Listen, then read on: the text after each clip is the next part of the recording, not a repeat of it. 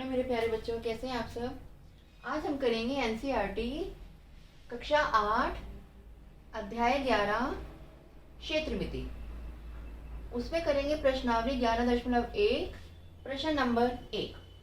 पहले मैं प्रश्न पढ़ देती हूँ। प्रश्न है, जैसा कि संलग्न आकृति में दर्शाया गया है, एक आयताकार और एक वर्गाकार क्षेत्र के माप दिए गए हैं। इस प्रश्न में हमें दो आकृतियां दी गई हैं, ये वर्गाकार, ये आयताकार, इनके माप भी दिए गए हैं।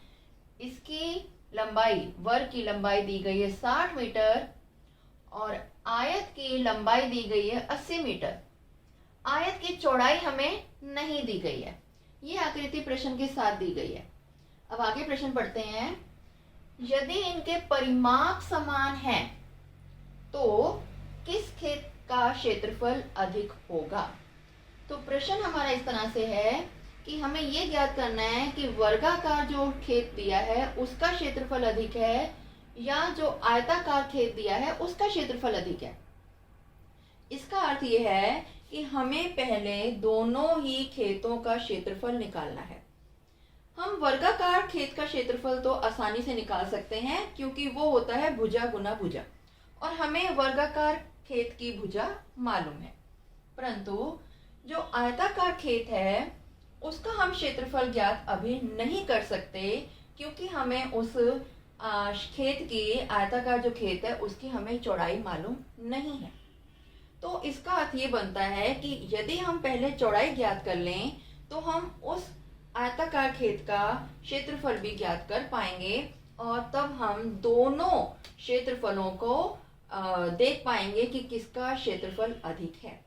अब इसकी चौड़ाई ज्ञात करने के लिए या तो हमें इसका परिमाप मालूम होना चाहिए था या इसका क्षेत्रफल मालूम होना चाहिए था जिससे कि हम चौड़ाई ज्ञात करें, लेकिन यहाँ पर ऐसा दिया गया है कि इन दोनों खेतों के जो परिमाप हैं वो समान हैं। ये ध्यान देने की बात है कि दोनों, जो वर्गाकार खेत है और जो आयताकार खेत है, उन दोनों के परिमाप समान हैं। तो ये हमारे लिए एक जो हमारी चौड़ाई नहीं दी गई है उसके लिए ये हमें क्लू दिया गया है।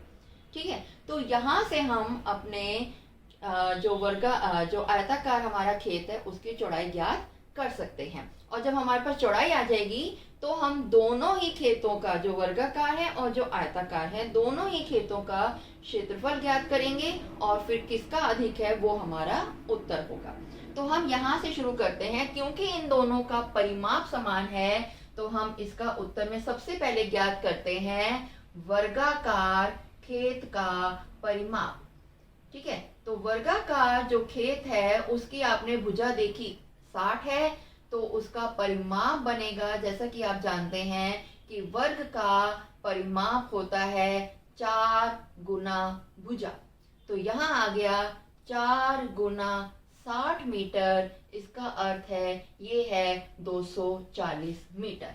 ये आ गया हमारे वर्गाकार खेत का परिमाप। क्षेत्रफल हम बाद में ज्ञात करेंगे, पहले हम चौड़ाई ज्ञात कर रहे हैं आयत की, जो आयताकार खेत है, और साथ ही साथ हमें ज्ञात करना है जो हमारा आयताकार खेत है उसका परिमाप। और आप जानते हैं कि जो आयत है, अगर कोई आकृति आयत आकार की है तो उसका परिमाप होता है 2 गुना लंबाई जमा चौड़ाई। ये हमारा है आयत का परिमाप का सूत्र। तो यहाँ पर हम सूत्र को लगा देते हैं। 2 गुना लंबाई दी गई है 80 और चौड़ाई दी गई है x, तो 2 गुना 80 जमा x। ठीक है, ये हो गया हमारा आयताकार खेत का परिमाप। और ये अब हमारा, इसका हम इस्तेमाल करेंगे कि ये दोनों परिमाप बराबर हैं, तो हम इन्हें बराबर रख देते हैं जैसा कि प्रश्नानुसार, ऐसा हमें प्रश्न में दिया गया है, इसीलिए हम लिखेंगे प्रश्नानुसार जो हमारा आयताकार खेत का परिमाप है। ठीक है, आयताकार खेत का परिमाप बराबर किसके है, वर्गाकार जो खेत है हमारा उसके परिमाप पे। तो हमारा हो गया ये जो वर्गाकार खेत है उसका परिमाप और इसका परिमाप दोनों बराबर है। ये हमारा प्रश्न में दिया गया क्लू है। तो अब हम इस क्लू का इस्तेमाल करते हैं। तो तो खेत का परिमाप, आयताकार खेत का परिमाप है 2 गुना 80 जमा x, और वर्गाकार का परिमाप है, ये हमने ज्ञात किया था 240 मीटर। ठीक है, अब इसको हल करते हैं। 2 हम अपने बाएं पक्ष से दाएं पक्ष की तरफ लेके जाएंगे तो ये जाएगा भागा में, यानी कि हो गया 240 भाग 2, तो हो गया ये उत्तर आ गया 120। अब 80 उधर जाएगा तो घटा हो जाएगा, तो 120 घटा 80, तो उत्तर आ गया 40 मीटर। यानी कि आयत की जो चौड़ाई है ये आ गई 40 मीटर। तो आयत की चौड़ाई है 40 मीटर।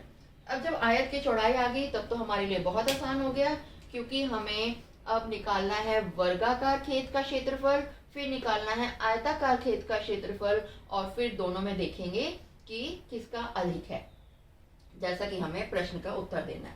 तो अब हम निकालते हैं अतः, क्योंकि अब हमारा प्रश्न ऑलमोस्ट खत्म होने वाला है, तो वर्गाकार खेत का क्षेत्रफल, और आप जानते हैं कि वर्ग का क्षेत्रफल निकालने का सूत्र है भुजा गुना भुजा। ठीक है, यानी कि हो गई 60 गुना 60, मतलब हो गया 3600 मीटर वर्ग। ठीक है, और आयताकार का भी निकालेंगे, तो जो हमारा आयताकार खेत है हम उसका क्षेत्रफल भी निकालेंगे, क्योंकि हमें दोनों के क्षेत्रफल की तुलना करनी है। और आयताकार क्षेत्रफल क्या सूत्र होता है, लंबाई गुना चौड़ाई। तो इसका अर्थ हुआ लंबाई हमारे पास 80 मीटर है और चौड़ाई हमारे पास हमने ज्ञात की है 40 मीटर। तो उत्तर आ गया ये 3200 मीटर वर्ग।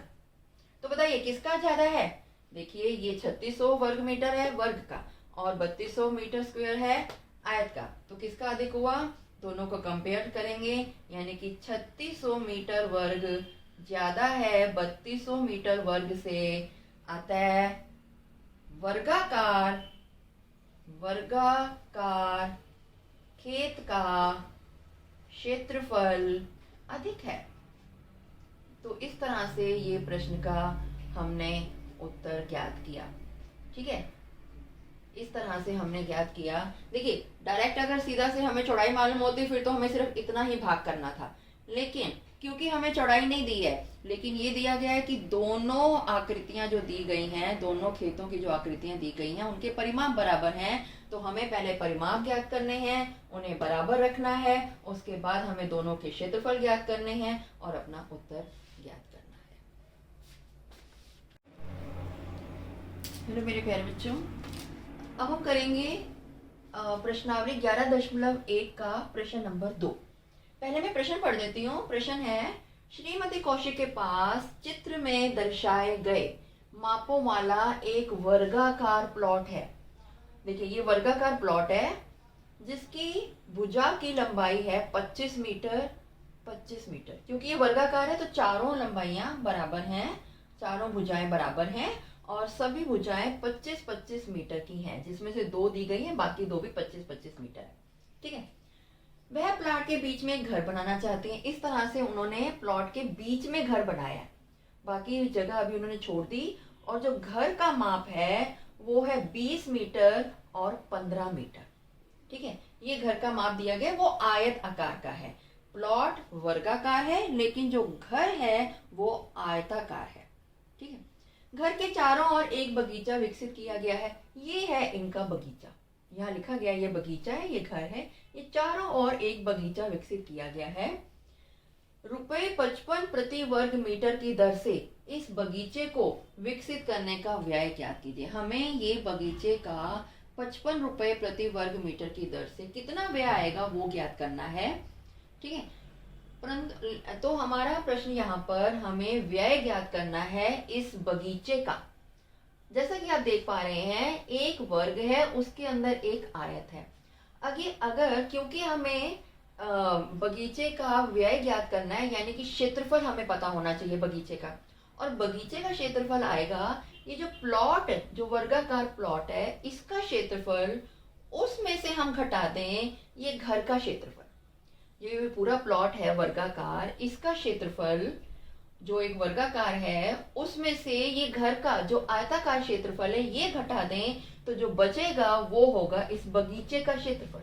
और यदि आपके पास बगीचे का क्षेत्रफल आ गया तो उसे आप 55 रुपए प्रति वर्ग मीटर वाले जो व्यय है उससे गुना करेंगे तो आपके पास कुल इस बगीचे को विकसित करने का जो व्यय ज्ञात करना है वह आ जाएगा। यानी कि इस प्रश्न में हमें 2 स्टेप करने हैं। पहला हमें स्टेप करना है वर्गाकार प्लॉट के क्षेत्रफल में से आयताकार घर का क्षेत्रफल घटा दिया जाए तो हमारे पास बगीचे का क्षेत्रफल आ जाएगा। अब दूसरा स्टेप क्या करना है, जो बगीचे का क्षेत्रफल आया है उसे 55 रुपए से गुना कर दिया जाए तो इस बगीचे को विकसित करने का जो कुल व्यय है वह ज्ञात हो जाएगा। ठीक है, तो अब हम इस प्रश्न का उत्तर लिखना शुरू करते हैं। जैसा कि मैंने पहले बताया, हमें प्लॉट जो वर्गाकार है उसके क्षेत्रफल में से घटाना है आयतकार यानी कि जिसमें घर बन रहा है उसका क्षेत्रफल। तो हम लिखते हैं सबसे पहले वर्गाकार प्लॉट का क्षेत्रफल। ठीक है, और आप जानते हैं कि वर्ग है तो क्षेत्रफल का फॉर्मूला है, सूत्र है भुजा गुना भुजा, और भुजा कितनी है 25 है। तो ये आ गया 25 गुना 25 यानी कि 625 मीटर वर्ग। ये आ गया प्लॉट का क्षेत्रफल। अब हमें ज्ञात करना है जो हमारा आयताकार इसके अंदर घर बनने वाला है, आयताकार घर का क्षेत्रफल, और वो हमारी जो माप दिया गया है वो है 20 मीटर लंबाई है, 15 मीटर चौड़ाई है, और इसका सूत्र होता है लंबाई गुना चौड़ाई। तो यानी कि हो गया 20 गुना 15 यानी कि 300 मीटर वर्ग। ठीक है, अगर ये दोनों को घटा दें तो आएगा बगीचे का क्षेत्रफल। तो हम ज्ञात करने वाले हैं, जो हमने ये चारों तरफ हमारा ये बगीचा है ना, तो ये बगीचे का हम क्षेत्रफल ज्ञात करेंगे जो होगा वर्गाकार प्लॉट का क्षेत्रफल। ठीक है, जो वर्गाकार प्लॉट है उसका क्षेत्रफल घटा जो आयताकार घर है उसका क्षेत्रफल, आयताकार घर का क्षेत्रफल। तो यदि हम ये दोनों घटा दें यानी कि 625 में से 300 को अगर हम घटाएं तो उत्तर आता है 325 वर्ग मीटर। तो हमारे पास बगीचे का क्षेत्रफल आ गया है 325 वर्ग मीटर। ठीक है, अब हमें, लेकिन हमारा प्रश्न है कि हमें इसको बगीचे को विकसित करने का कितना व्यय हुआ वह ज्ञात करना है। तो हमारा बगीचे को विकसित करने का जो व्यय है, विकसित करने का व्यय वो हो जाएगा क्षेत्रफल गुना प्रति वर्ग मीटर की जो दर है उसके हिसाब से। ठीक है, दर है 55 रुपए प्रति वर्ग मीटर, तो होगा क्षेत्रफल बगीचे का गुना प्रति वर्ग मीटर व्यय। तो ये हो गया 325 गुना 55 रुपए। ये रुपए में आएगा क्योंकि ये व्यय है, ये हो गया रुपए। तो अब हम 325 को देखिए यहाँ पर 325 और अगर हम 55 को गुना करें तो 5 से 5 हुआ तो 25, 2 10 और 2 12, 1 15 और 1 16, यहाँ लगाया क्रॉस, 5 2 6 1, जमा करेंगे 5 7 8 7 1, तो यानी कि उत्तर आया 17,875 रुपए।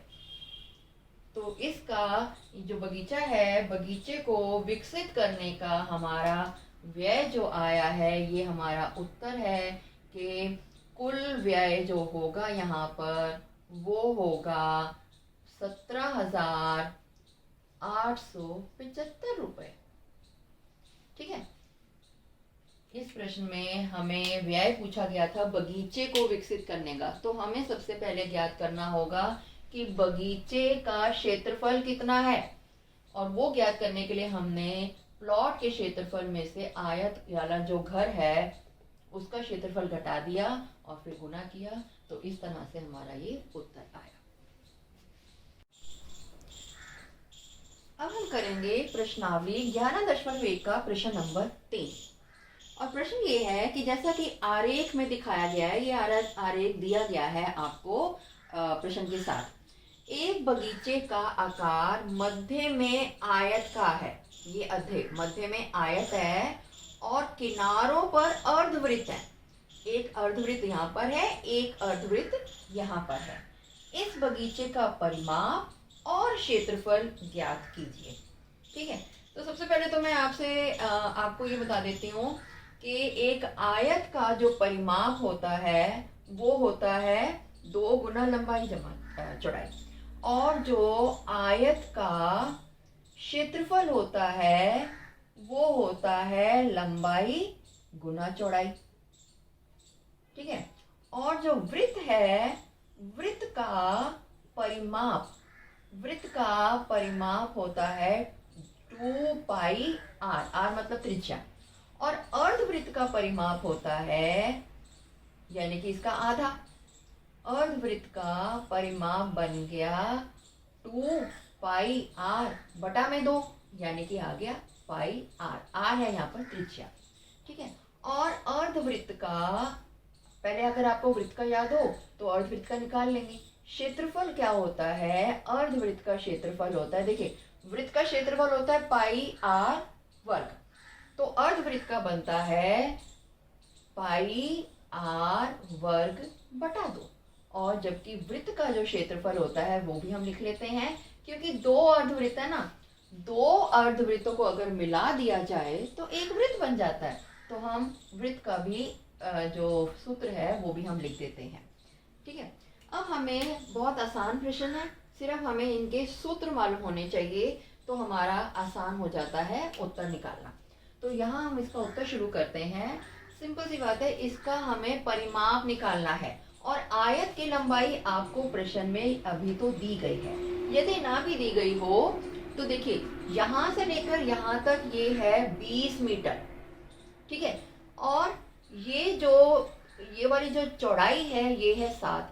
अब ये जो चौड़ाई है ये अर्धवृत्त के लिए व्यास है। ठीक है, ये चौड़ाई जो आयत की चौड़ाई है वो अर्धवृत्त का व्यास है।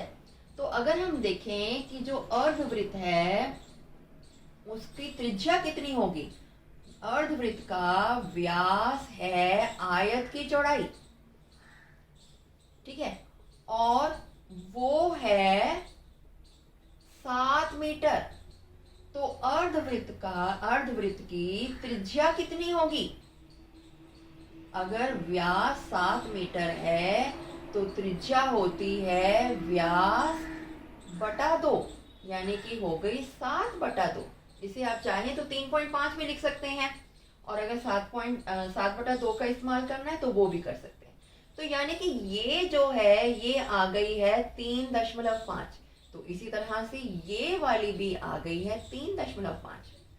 ठीक है, तो आयत की जो चौड़ाई लंबाई है वो ही 20 में से ये 3.5 और ये 3.5 घटा दो, जैसा कि प्रश्न में भी दिया गया है।